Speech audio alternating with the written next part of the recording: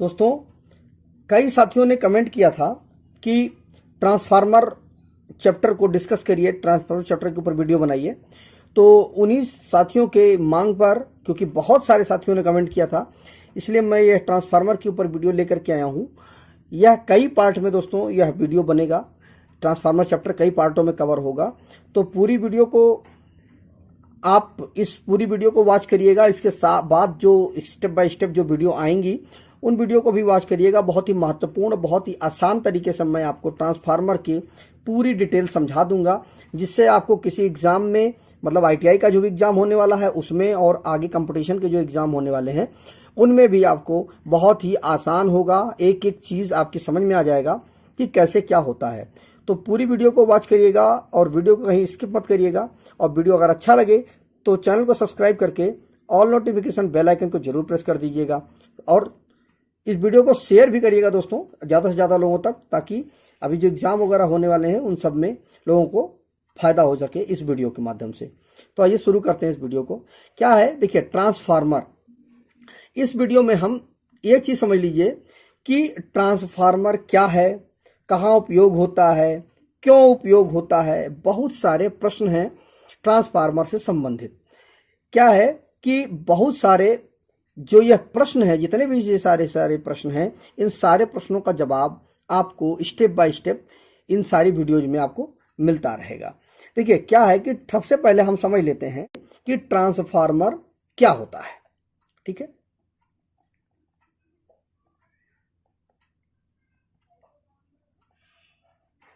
Transformer, देखिए transformer क्या है।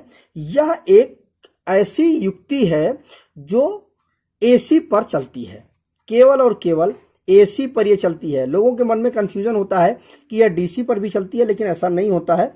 यह केवल और केवल AC पर ही काम करता है, और किसी भी चीज़ पर यह काम नहीं करता है। ना ये DC पर काम करता है, ना किसी और चीज़ पर काम करता है। केवल और केवल ये AC पर ही काम करता है। और यह केवल और केवल दोस्तों और कुछ भी नहीं करता है, बस केवल ये वोल्टेज को स्टेप अप और स्टेप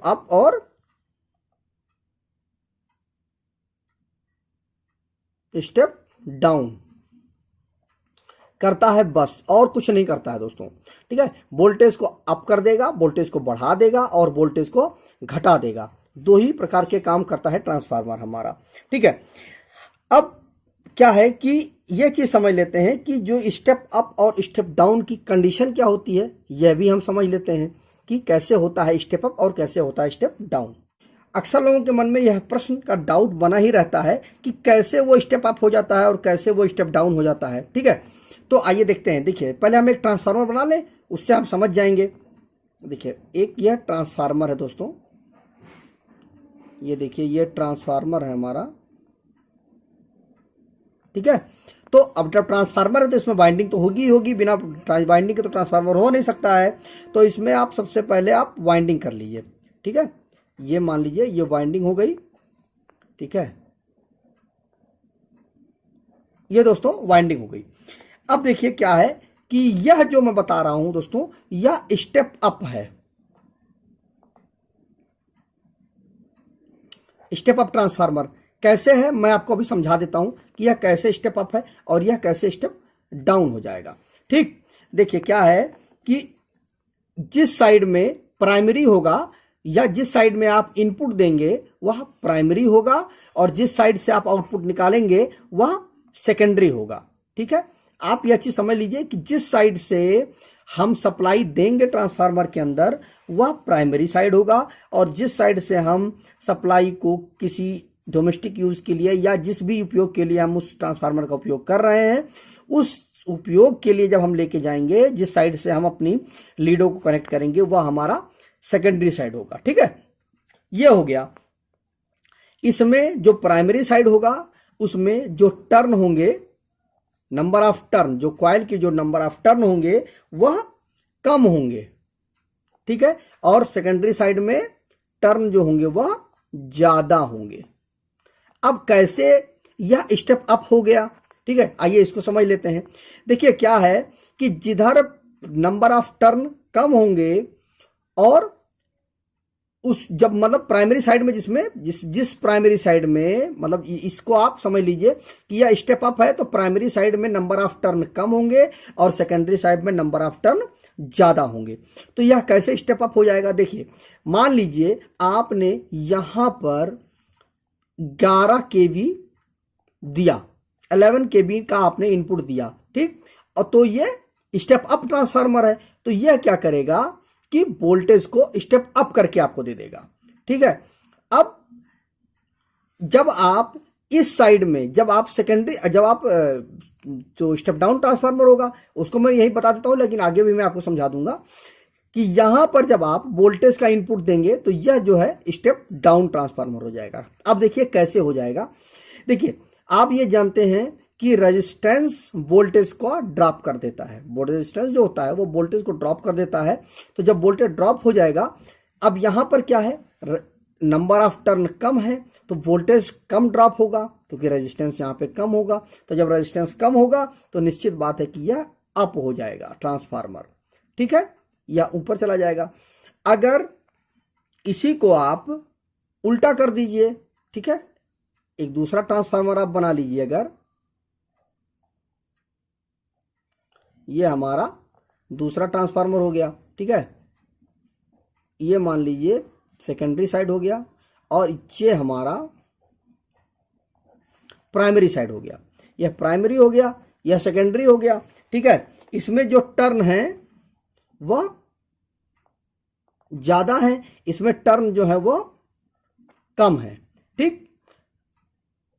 अब इसमें देखिए क्या है कि आपने यहां पर 11 केवी दिया, अब यह 11 केवी क्या करेगा, जब यहां पे जाएगा तो चूंकि रेजिस्टेंस बहुत ज्यादा है इसलिए वोल्टेज डाउन हो जाएगा, और जब वोल्टेज डाउन हो जाएगा तो यहां पर कम ही तो वोल्टेज जाएगा, इसलिए यह स्टेप डाउन हो जाएगा, स्टेप डाउन ट्रांसफार्मर हो जाएगा।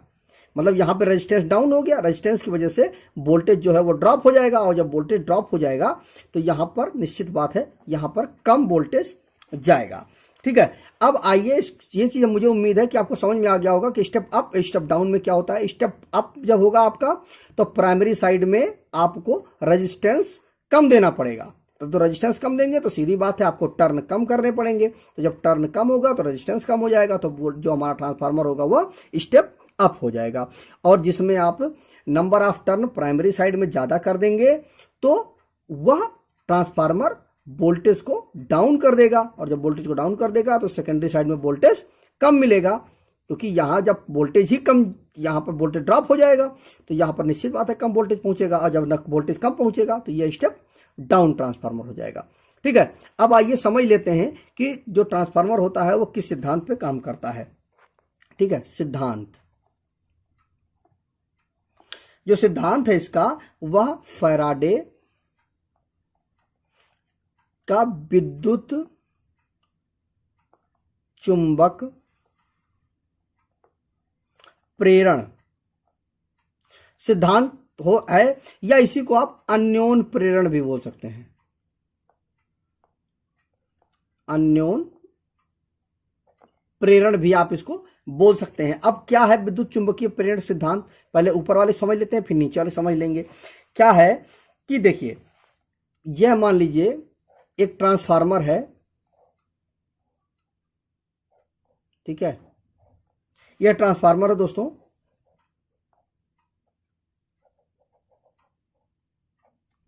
अब देखिए यह इनपुट है और यह आउटपुट है, ठीक। तो अब जब आप इस साइड में सप्लाई देंगे, ठीक है, इस साइड में जब आप सप्लाई देंगे तो निश्चित बात है यहां पर मैग्नेटिक फील्ड जनरेट होगी, ठीक। अब वह तो इस मैग्नेटिक फील्ड की वजह से यहां पर जो है चुंबकीय क्षेत्र बन जाएगा, चुंबकीय क्षेत्र बन जाएगा, और इस चुंबकीय क्षेत्र को यह जो कोरे लगी होती हैं यह कोरे इस साइड में ट्रांसफर कर देती हैं उस चुंबकीय क्षेत्र को, मतलब इलेक्ट्रोमैग्नेट को इस साइड ट्रांसफर कर देती हैं। तो बस यही चीज, मतलब एक कॉइल में सप्लाई दिया गया तो उससे चुंबकीय क्षेत्र उत्पन्न हुआ, उस चुंबकीय क्षेत्र, यह चुंबकीय क्षेत्र दूसरे कॉइल में किसी माध्यम से, यह माध्यम है हमारा, इस माध्यम से यहां पर जो मैग्नेटिक फील्ड है वह पहुंच गई। ठीक है, तो यही फैराडे का विद्युत चुंबकीय प्रेरण नियम है। ठीक है, जो विद्युत चुंबकीय प्रेरण नियम है वो यही है कि एक साइड में आपने सप्लाई दिया, दूसरे साइड में वो सप्लाई पहुंच गई। ठीक, अब क्या है कि दूसरी चीज मैंने बताई थी आपको, अन्योन प्रेरण क्या होता है। अन्योन प्रेरण क्या होता है, इसका एक एग्जाम्पल के रूप में आप समझ सकते हैं कि जैसे कि एक कॉइल में जो है सप्लाई देने पर दूसरी कॉइल में, एक कॉइल में सप्लाई देने पर दूसरी कॉइल में अगर करंट का फ्लो होने लगता है तो वह अन्योन प्रेरण होगा। ठीक है, इसका एक छोटा सा एग्जाम्पल भी आप ले सकते हैं कि मान लीजिए एक व्यक्ति को करंट लगा हुआ है, करंट से ग्रसित व्यक्ति है, आपने उसको छू दिया तो आपके शरीर में भी धारा का प्रवाह होने लगेगा। जब वो धारा का प्रवाह होगा तो उसी को हम अन्योन प्रेरण बोलेंगे। ठीक है, मतलब एक के माध्यम से दूसरे में स्वतः विद्युत प्रवाहित होने लगी। ठीक है, तो इसमें भी वही चीज है कि इसमें हमने सप्लाई दिया और इसकी मैग्नेटिक फील्ड की वजह से पास में रखी हुई दूसरी कॉइल में भी चुंबकीय क्षेत्र उत्पन्न हो गया, तो इसी को हम अन्योन प्रेरण भी बोलेंगे। और सेम यही चीज दोस्तों फैराडे का विद्युत चुंबकीय प्रेरण नियम भी है। ठीक है, तो मुझे उम्मीद है कि यह चीज आपको सिद्धांत समझ में आ गया होगा कि ट्रांसफार्मर किस सिद्धांत पे काम करता है। ठीक है, अब कुछ चीजें, यह दोस्तों ये पूरा वीडियो जो है, यह पहला वीडियो है, यह वीडियो में मैं काफी आपको समझा दूंगा कि बेसिक है ये ट्रांसफार्मर का।